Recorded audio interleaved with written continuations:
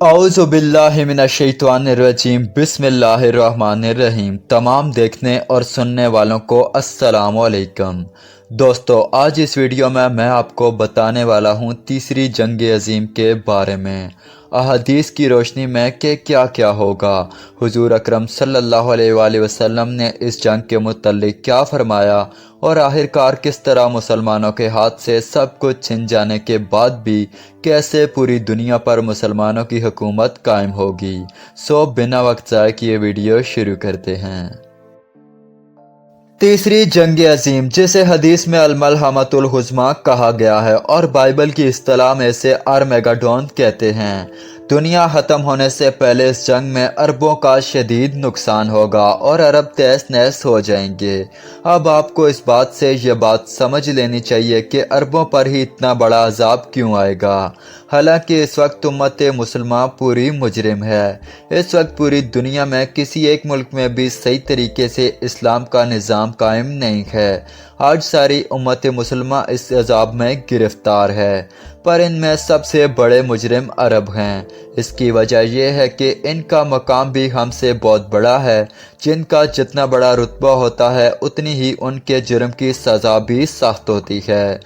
जैसा कि हुजूर अकरम सल्लल्लाहु अलैहि वसल्लम की बीवियों अज़वाज मुतारात से कहा गया था कि अगर तुम कोई गलत हरकत करोगी तो तुम्हें दूसरी औरतों के मुकाबले में दोहरी सज़ा दी जाएगी, क्योंकि तुम मोहम्मद सल्लल्लाहु अलैहि वसल्लम के घर में रहती हो। इसी तरह नबी पाक सल्लल्लाहु अलैहि वसल्लम अरबों में से थे, रसूल अरबी, रसूल हाशमी। दूसरी बात यह कि अरबों की मादरी ज़ुबान में अल्लाह का कलाम मौजूद है, कुरान पाक। इन्हें कुरान मजीद को समझने के लिए कोई मुशक्क़त, कोई मेहनत नहीं करनी पड़ती। इस जंग में पहले तो सारे अरब ममालिक मुसलमानों के हाथ से निकल जाएंगे। इराक, शाम और सऊदी अरब में ग्रेटर इज़राइल बन जाएगा।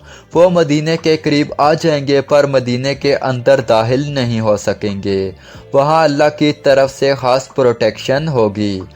अलबत्ता इसके बाद दोबारा से पांसा पलटेगा और मुसलमानों की फतह होगी। हुजूर सल्लल्लाहु अलैहि वसल्लम ने खुद ये खुशखबरी दी है कि एक दौर आएगा मुसलमानों की पूरी दुनिया पर हुकूमत होगी।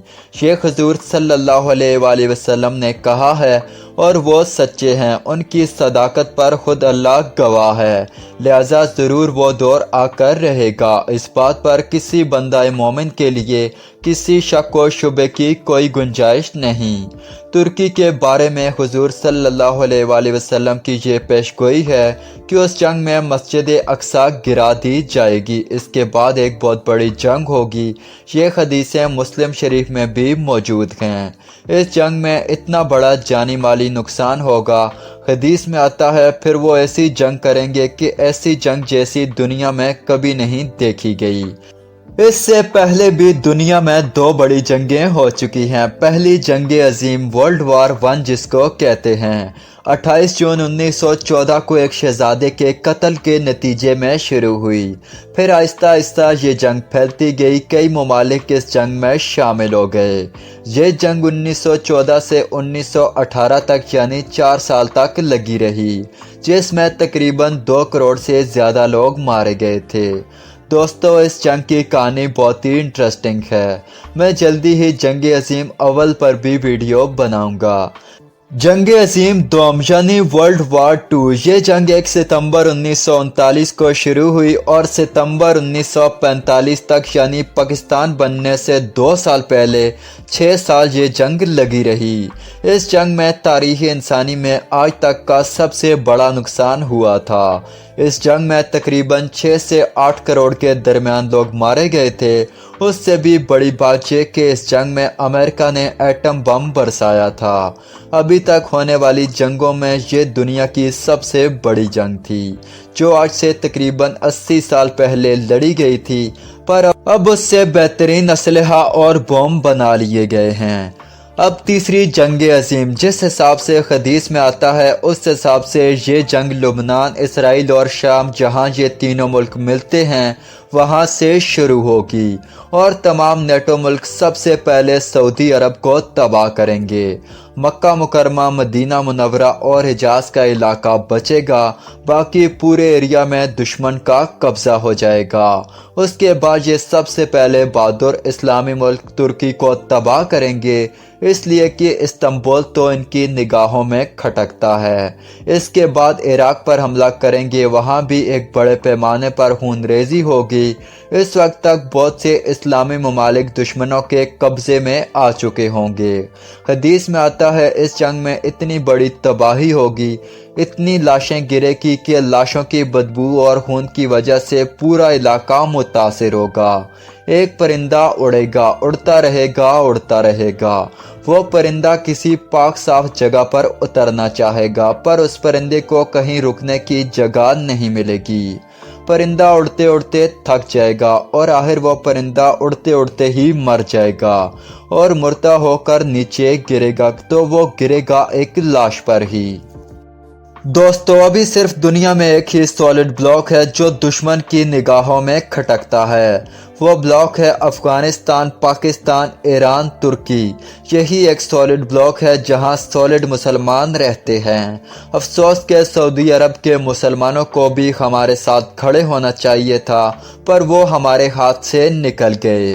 عربوں کو اللہ تعالیٰ نے مسلمان ہونے کے علاوہ جو سب سے بڑی فضیلت دی تھی وہ یہ کہ نبی پاک صلی اللہ علیہ وآلہ وسلم عربوں میں سے تھے۔ اللہ تعالیٰ نے عربوں کو یہ سب سے بڑا رتبہ دیا تھا، لیکن اللہ تعالیٰ نے قرآن مجید کی سورہ محمد میں یہ دھمکی بھی دے دی تھی کہ اگر تم پیٹھ دکھاؤ دو گے اس مشن کو جو ہم نے تمہارے حوالے کیا ہے تو تمہیں ہٹائیں گے، کسی اور کو لے آئیں گے۔ یعنی تم اسلام کے معاملے میں ثابت قدم نہیں رہو گے، تب آہستہ آہستہ کر کے سب تمہارے ہاتھ سے نکل جائے گا اور تمہارے اوپر اور لوگ حکومت کریں گے، اور ایسا ہی ہوا۔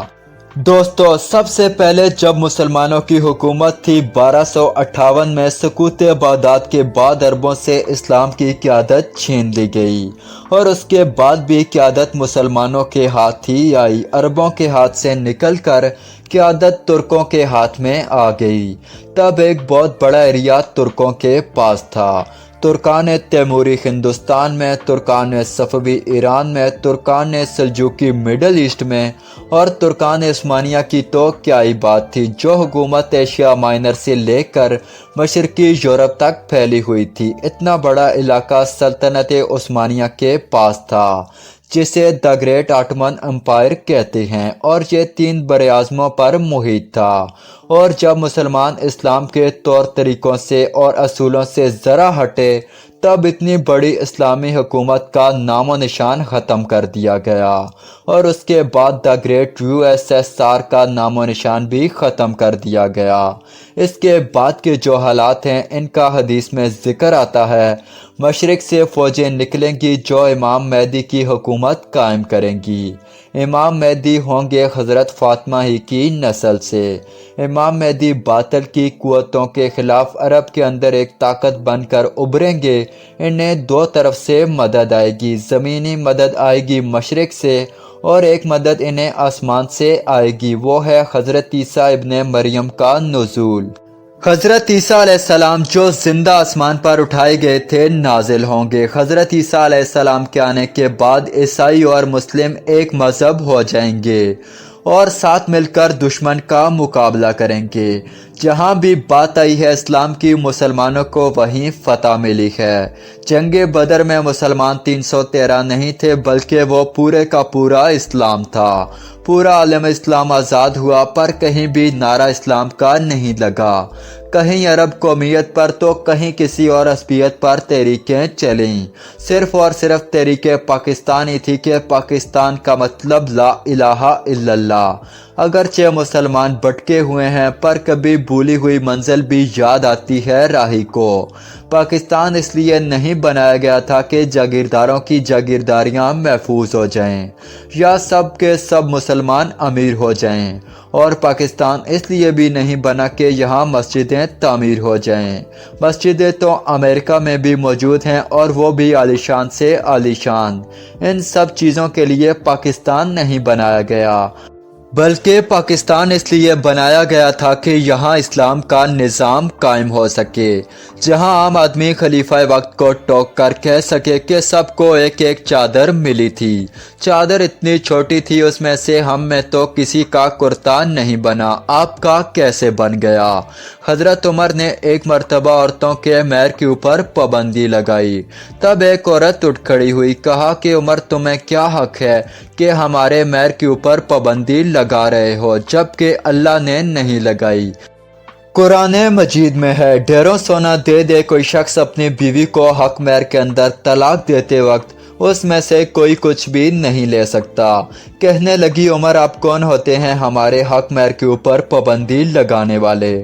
تب حضرت عمر نے کہا کہ ایک بڑھیا نے آج عمر کو اسلام سکھایا ہے اور آرڈیننس واپس، وہ حریت وہ مساوات چاہیے کہ خلیفہ وقت سرکاری کام سے جا رہا ہو بیت المقدس، بالکل سرکاری کام سے 700 میل کا فاصلہ طے کرنا ہو اور ایک اونٹنی اور کوئی سیکیورٹی نہیں، صرف اور صرف ایک خادم، اور اونٹنی پر راستے کا راشن بھی ہے، لہذا 2 آدمی سوار نہیں ہو سکتے، صرف ایک ہی سوار ہو سکتا ہے۔